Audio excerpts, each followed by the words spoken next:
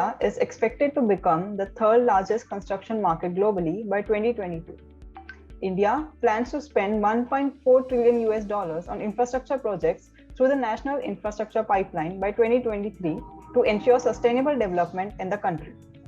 As part of the Gati Shakti mission, the government is planning to launch a geospatial digital platform to facilitate planning and monitoring of projects right from communication networks to the entire construction and infrastructure arenas, including road, railways, and other procurement projects. So delegates, it's an honor and privilege for me to introduce you to today's distinguished speaker, Mr. R. Alex Nagarajan, Deputy General Manager, Purchase, Zamir Steel Buildings Private Limited, Mr. A.S. Khanna, Chairman, SSPC India, Mr. Satin Sachdeva, Founder and Secretary General, Construction Equipment Rental Association. Mr. Alex, you mentioned about projects. And managing the risk. So one thing, even one of our delegate wanted to ask you the same thing. My question to you is, how do we manage the risk between the steel fluctuations in raw materials, OEM prices and project cost? I think probably it is $1 million question to everyone. Almost everyone faced through the same crisis. But to everyone who have this question, my simple answer would be the transparency. If you keep your costing or the raw material costing which is considered for any project to your customer to be as transparent as that, then it will be definitely help you out in this times of high rise and tide, because it is not only the customer, it is not only the vendor, it is everyone who is sailing through the same boat. So we have to be very transparent in giving the rates when we are finalizing the order, and if in case we have got any variations at the time of execution, it is better clear to speak to the customer and discuss upon and final out the solution so as to take it forward. It should never be a win-loss to anyone, any of the party. So transparency is the key answer for that question, which I would like to answer. Yeah, Mr. Alex, thank you so much for mentioning about it. So this brings another question. Like, I'm sure that you will agree, even Mr. Khanna as well as Mr. Sachdev also will agree that there is an escalation in costing. If you see pre-COVID scenario and today, that there is a significant escalation in cost of building materials or equipments or even rental or even, steel, cement. How it is going to impact the procurement trends in coming days? What do you see, Mr. Alex? Definitely. See, this is going to impact in large way. What I feel is like the strong powerhouse will be able to do better businesses, and maybe for the smaller industries, the coming together, the unification of all small industries together can attack such problems. And I'm sure every scenario, if you go back in the past history, whenever there was a price correction in the steel industry, it has come. It has been always together, the industry has attached to it and it has come in for a price correction. I hope it will be the same this time also. And you must be dealing it on day-to-day basis. That what kind of resistance you see while doing the procurement? Yeah, of course, it is a day-to-day this one, but we will have to keep the business moving on, right? So at what instant you are closing it, you just have to instantly close it and take it and move forward. There is no other way to just keep on dragging or anticipating that the prices would be going back to a certain level, which might not come. Maybe you are missing out on a very, very important opportunity in this crisis time. Yes, thank you so much, Mr. Alex. Mr. Sachdeva, coming back to you, how it will impact the green projects or the existing contracts which are already in place? I think it is already started, impacting the projects, the escalation. I mean, certainly for sure, now rental rates will gonna pick up very soon, because the machines are now going costlier by 10 to 15%, more than 10 to 15% with this BS4 Euro norms coming up, and with a lot of technology advancements the manpower cost has, taken a toll. And then I think by all these things, it will further escalate. And unfortunately, specifically if we talk about road projects, already people are putting, so much of, there is no escalation, rather it is 20-25% lesser, whenever they are bidding. Look at the kind of bidding, what is happening nowadays. So the projects are already going beyond 20-25%. Even I've seen some latest projects which has gone down by 35%, which is whopping less. And catering, all these machines along with manpower and material, it is impossible for any of the corporate or infra company. So I think it's time. I think we are not calculating it right in terms of calculating, as Mr. Khanna rightly said, that when we talk about sustainability, we need to, I've just clicked that picture also, machine learning, artificial intelligence, IoT. So there's a lot of things to learn from him. But then at the same time, it always comes up with some cost, if you are going for a right machinery for a specific job, so there has to be a cost of it. And let me tell you now, the rental companies, they are owning all the younger fleet. Earlier it was all old and used machines, but now all these organized rental companies, they are owning, the latest fleet, the younger fleet. So we need to cop up with the right balance. Already we are the cheapest in the world in terms of rental costing, So already many of the infra companies are struggling with this cost accounting kind of a thing. But then I think certainly, I think with the right recoveries, with the right payments, with the right technology at place, I think things will be resolving very soon.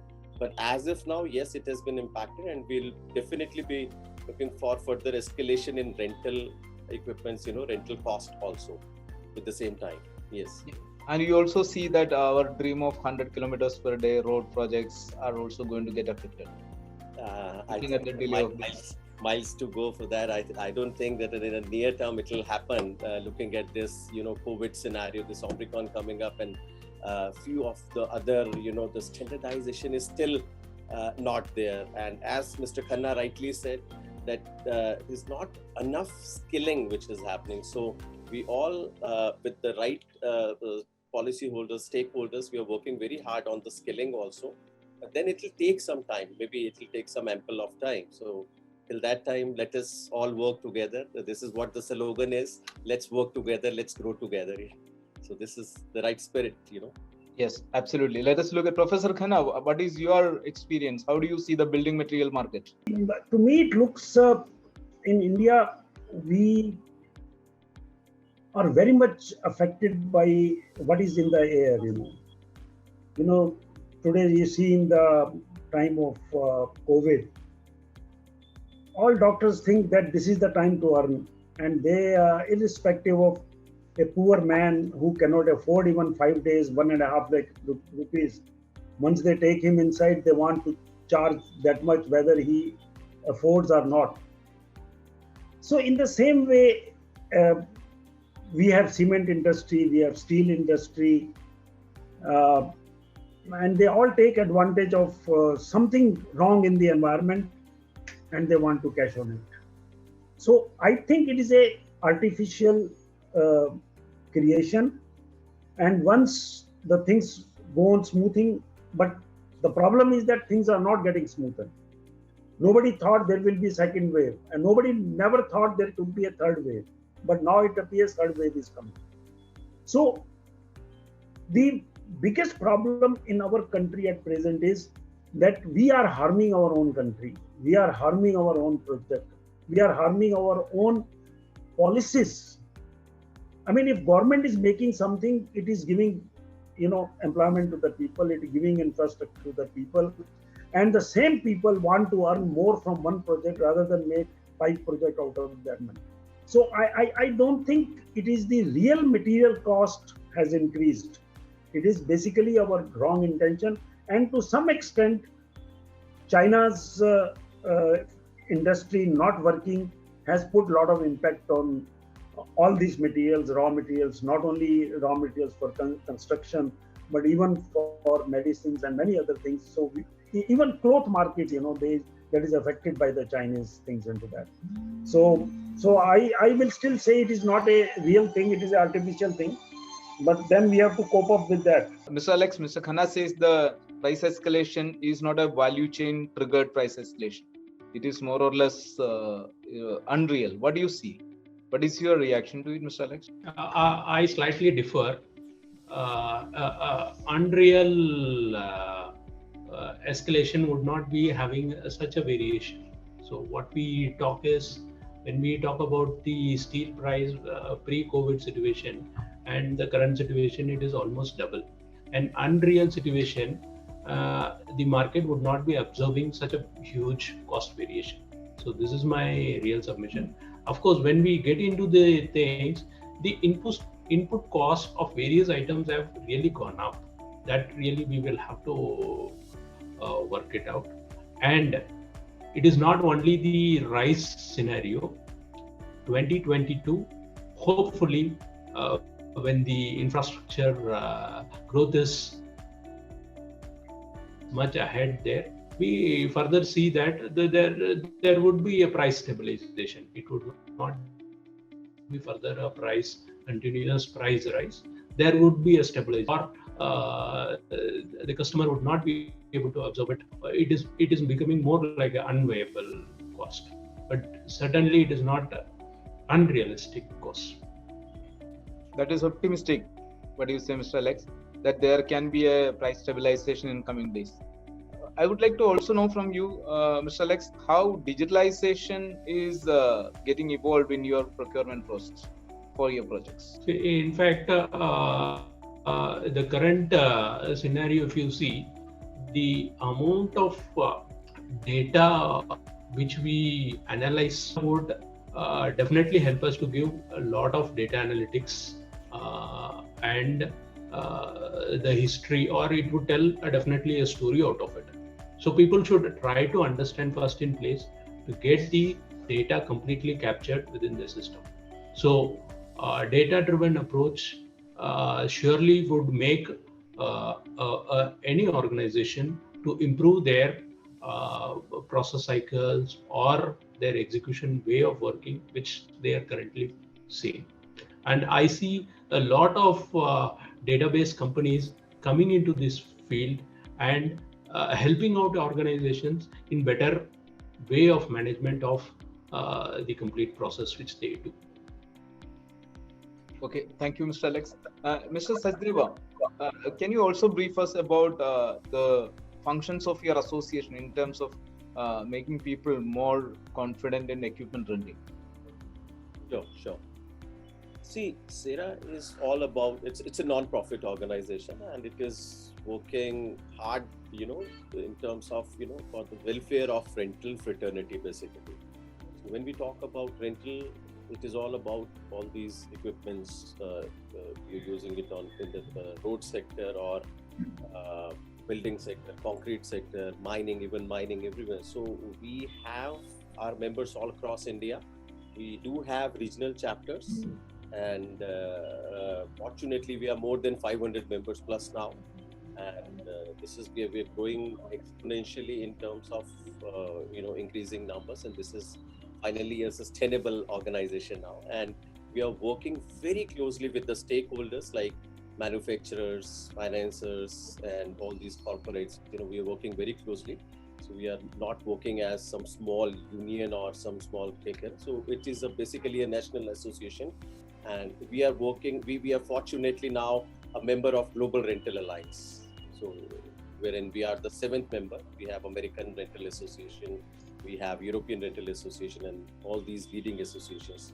So we are fortunate enough to be a part of, this big rental alliance. So because this is certainly a very big sector, and we want this industry to be recognized as a rental industry. It should be treated as an entity wherein, as an industry like we have other industries. So we have whopping numbers.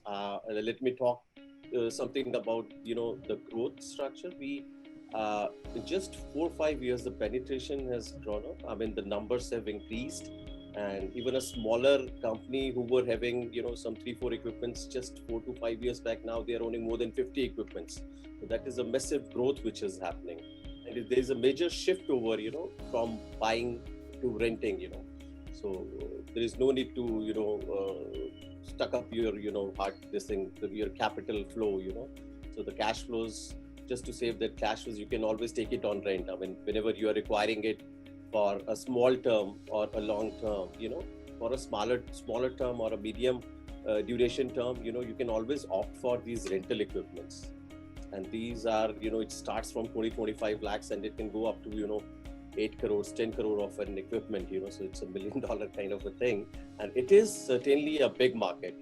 Yes. And Sera is working very closely with all these, developing and developed nations, we are having those, the right practices at the place, the right standardization, which was not there earlier, So Absolutely. even the documentations are not standardized. I mean, in terms of quotation, sending a quotation and then, releasing a work order. So everywhere, unfortunately, earlier there was a gap, but now this is what Sera is doing, bridging up again. I am a founder and secretary general of Sera. And we are working hard with all the stakeholders and all our rental companies, together to make it a big industry. This is what Sera is doing. Absolutely. Hopefully, in the coming year, one of the trend will be better dependent on rental equipments. I got it. Professor Khanna, when it comes to chemicals and applications, chemicals, coatings and application, it is more or less a labor-driven or manpower-driven activity. And how you see that the social distancing norms or safety at workplace is a challenge while implementing projects now these days? I don't think there is a real social distancing kind of problem is there. Yes, it is that many paints are having toxic, what we call the VOCs. They are toxic and they can help the people. They can cause some kind of health problem to the workers. That's why we are always going for green products, or you can say eco-friendly paint systems which do not have these kind of a toxic things. I think the most important thing for infrastructure projects is the location at which, when you are making a project, right from the beginning, right from the design, the material should be chosen which are suitable for that location. As you know, with ISO standard, all the environment is separated into 5 categories: C1, C2, C3, C4, C5. And C5 is just almost on the sea or of the offshore, which is the most severe, and others. So the first, categorization of material should depend upon this thing. And based upon this, if you choose a steel, if you choose any other kind of a material, its coating product or its suitable thing should be chosen into that. Even you look into building material. I live in Hiranandani building in Powai. Can you imagine? It is my 22nd year of staying in this building. We have not done any repainting till today. While I will tell you that adjoining buildings outside Hiranandani, they have done 3 times the painting in this 20 years. So today, if you have to go to the market, you can get a product. You tell me, I want only 6 months life, I can give you a paint for 6 months life. I want for 4 years, I can give you for 4 years. I can give you for 8 years. I can give you for 12 years. I can give you for 25 years. So this is the kind of understanding today in the paint coating system, where, because today my building repainting cost at least 65 to 75 lakhs. And most of the cost is the application cost. So if by spending slightly more money, if I get a coating which gives me a longer life, I am saving the first day. But people's concept is different. Oh, your paint is so costly, I cannot use it. So life cycle cost calculation is the real calculation in which you can show that whatever product you have chosen is the cheapest. Although today it is looking for initial cost, it is costlier than that. And in the same way, there is a right from concrete to steel to any kind of a material, there is a proper testing is required.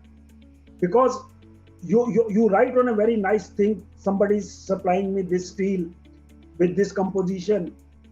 You are needing tons and tons of material. In 2 projects, he changes the composition and your whole project will be spoiled.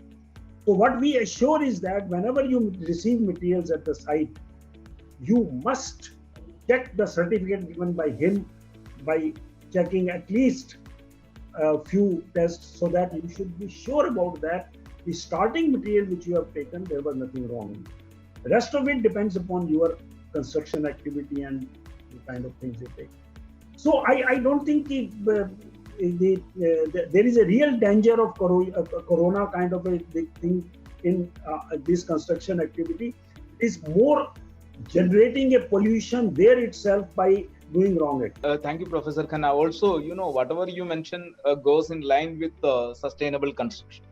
Like you also mentioned about certain guidelines or certain wishes or wants about sustainable construction. What do you see? What suggested measures can be enforced for sustainability in construction as a regulatory compliance? One of the delegates also want to know about this, because presently we don't hear much about it. See, I just consider one thing very clearly.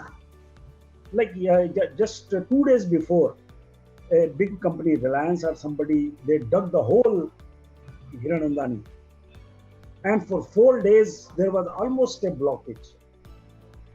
Yesterday, they have finished the work and they have left it like that.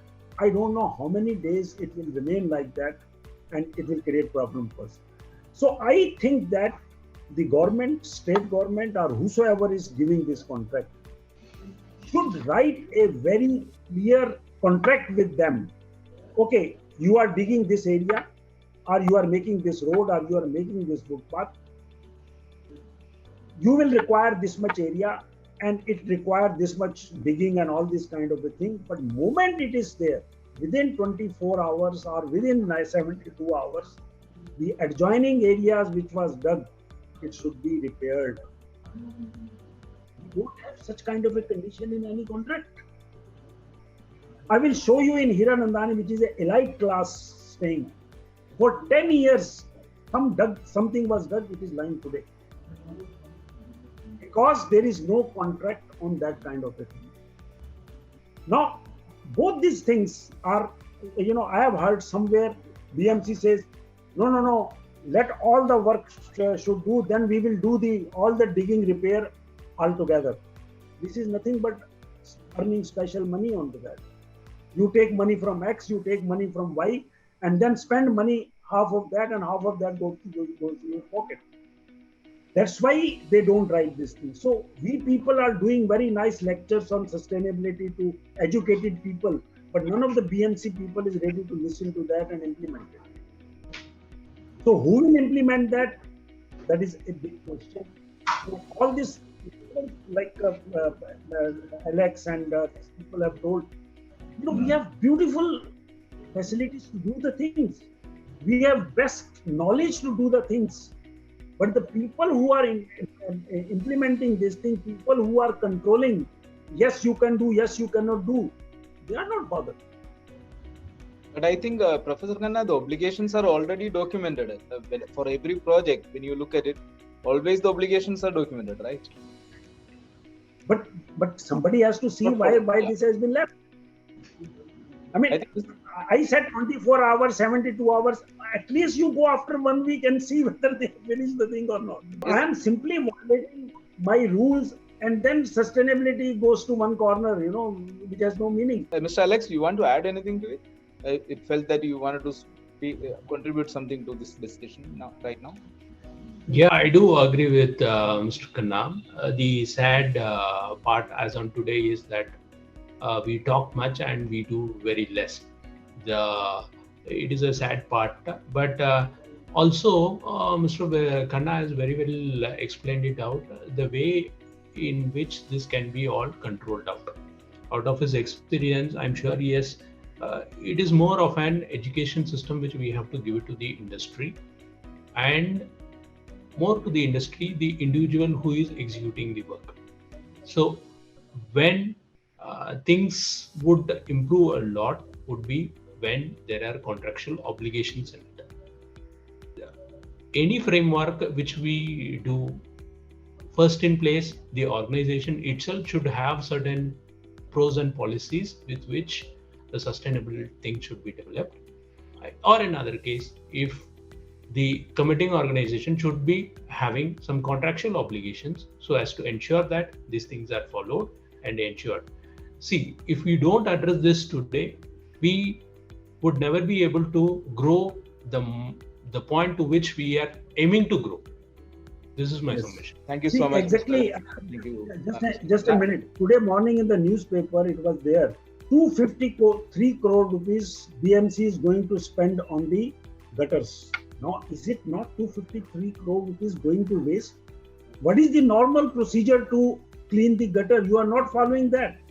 And suddenly you remember after 1 year, 253 crore, the way the BMC says, it looks that they are spending 253 rupees, 253 crore rupees just to clean the gutter. Now, this is the question which Chief Minister should ask or opposition should ask, why this is needed. When there is a normal procedure, when there are municipality people who clean the gutter every day, why 253 has to spend additionally on that? So these are the questions which is part of the thing which we intelligent people don't discuss on these sessions. Platforms, right? Absolutely right. Very, very sensible question, Professor Khanna. Yes, Megha, you wanted to ask something about waste management. Yes, Mr. Khanna has also pointed out a very critical aspect about waste management occurring at the construction sites and the project sites. Mr. Alex, I would like to understand your views on managing such waste during the project execution and after that. This is a very interesting topic to begin with. Somebody might look at it as a waste or the leftover at the site. For an organization at Zamil and at the current steel cost, we always look at it as money.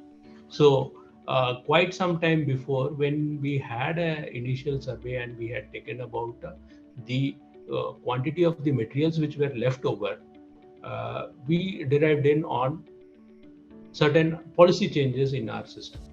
So we exactly drill down the BOM quantities, and these are at the initial stages, these were cut down to an extreme level so that what is exactly required for executing the work, that has to be supplied. Anything excess is taken for granted and it becomes an useless thing. The moment when companies try to follow this, I'm sure it is not only the generation of the waste, it is also the saving of the costs to the company, which can enhance their bottom line. Right. So when we talk about sustainability, so also we must be recycling. We must be having ways to recycle the building materials and the other waste apart from the metals, steels and other things. So what kind of treatment and recycling processes are we following right now? Currently, in construction sites, if you see, almost all these materials are completely recyclable, because these materials can be used in for any other consecutive projects, except for certain materials like insulation or which might be, or the excessive paints, or some of the other materials which might be an hazardous waste to the environment. Except for these other materials, the other materials should be taken care, and it should be sold at site or brought back and reused out next sites. Yes, you rightly mentioned. Mr. Khanna, you want to add something to it, please? So I was saying that if you see on a construction site, like consider a 100-story building or 40-story building being made, the kind of steel used for the rebars, kind of steel used for the slabs and all these kind of things. So many pieces are cut and they finally get wasted. Now, that is not at all a very big thing. Nothing can be done at site. Only thing is that you put it in a truck after say 1 month of this thing, send it. In the same way, we have other constructions and all this kind of thing. A lot of wood is left. Now, if I go on waiting that for the whole building I will get this much of wood collected, then I will do something with it, that is not good. I think Mr. Sachdeva would be having some kind of a machines where the waste part of the wood can be converted into powder, which can be used for making boards, which is a very common thing. My daughter lives in America, and when I was there, the municipality came to cut the tree in their garden. There were 2 big trees. They took half an hour to cut the tree, and after that, all the tree material was converted into powder, and they went like without any tree into that. So such kind of facilities are required, by which if a construction activity is so big, then one should not waste. I will collect all the things, because every inch of the area at the site is useful. And if it is lying with the waste, then it is not going to work. In the same way, you get the concrete pieces or the waste cement which has not been used and it has become stone. There are so many places where it can be cut into small pieces, either used in the floors or any kind of a thing, or sent to some places where you are making big roads and things like that. I think this part of the training should be there within a project management itself, so that the unwanted waste material should not lie on the area and it should be dispatched or sent for utility. That will make the area clean, available for a lot of other activities, rather than just waiting. It is not my work, I don't know how it is to be done, somebody will come. And so it should be in the part of the management process. Completely agree with you, Professor Khanna. Absorption of technology is essential, whether it is waste management. Mr. Sachdeva, coming to the same point, one of the delegates was asking, what kind of technology-enabled equipment and material will be required to support a rapid growth of Indian construction and infrastructure projects? So it is a general question, but would you like to address it? Sure. It has to be a tech-savvy, machine for sure. Which includes this entire fuel management, IoT, it's all about digitization nowadays, right? From CRM, ERP to IoT, it's all about these are unfortunately tough times of COVID. So in that case, we are only be going virtual. We cannot go to visit our machines. I mean, it is not really possible to visit all the machines. I, as a rental company, we own a lot of machines, and which is scattered all across India. So it's high time we should be going virtual with the right digitized tech-savvy machine. But then, as I already said, that we need to be at that cost also with the same. So we need to have the right prices at place. Things are not that great in terms. Everybody is working on a very thin margins. Even I look at those contractors, who are working. I mean, if something is doing it right, let's keep the politics aside. But then look at the normal contractor; they are already working on a very thin margins. Look at the bitumen prices, concrete, cement prices. So, Nitin Gadkari ji, they always talk about some of the cartelization of the material which is happening. So I must not name it. I mean, it is not politically correct, but then some way or the other, this escalation is happening big time, and then it will certainly be affecting, in a near term, I think it will be affecting the performances and, other things. So that way we always is that it has to be a tech-savvy machine, and fortunately we have all the younger fleet is there, and the right technology. The machines are readily available with the rental companies in India. Yes, and we are already in Industry 5.0. So, Mr. Alex, another delegate was asking the question: B2C sector absorbing technology faster than B2B. Why so? why these industries are so reluctant to accept technology faster than B2C. Would you like to comment, Mr. Alex? Yes, it was a very interesting question. Firstly, I would like to tell that the B2B, uh, uh, the technology development in terms of the companies, it is not very dull. It is also growing in a very much faster pace. If you review the apps which are being developed for many of the companies currently, have increased a lot. Not many companies have come in with software solutions, predominantly starting off with for financial restructuring of the organizations. Okay, probably a simpler solutions which are given for GST filing or mismatch finding. These were the preliminary cases. But currently, if you see, lot many companies have started offering services for the transportation, end-to-end transportation, right from the availability of the empty vehicles in the system to complete closure of the vehicles payment.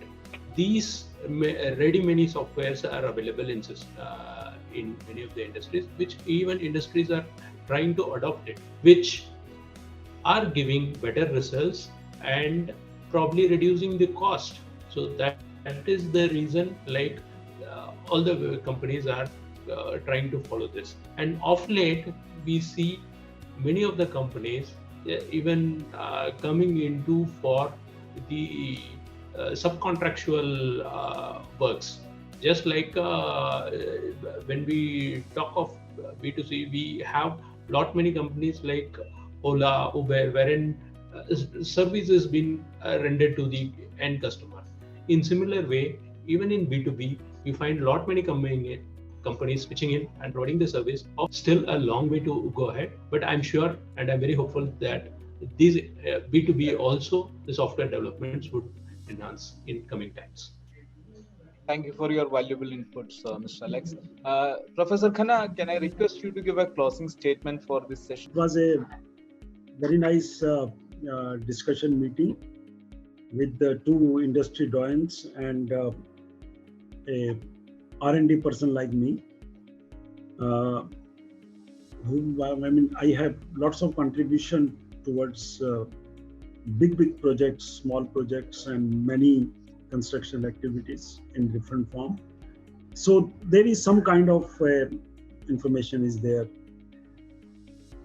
And even after retirement, I am active because of my present lab activity and consultancy work, which I keep on doing for solar, power plants, and many others. The discussion today was not complete because we have not covered many areas which are of really important. But the three points which we discussed, Alex very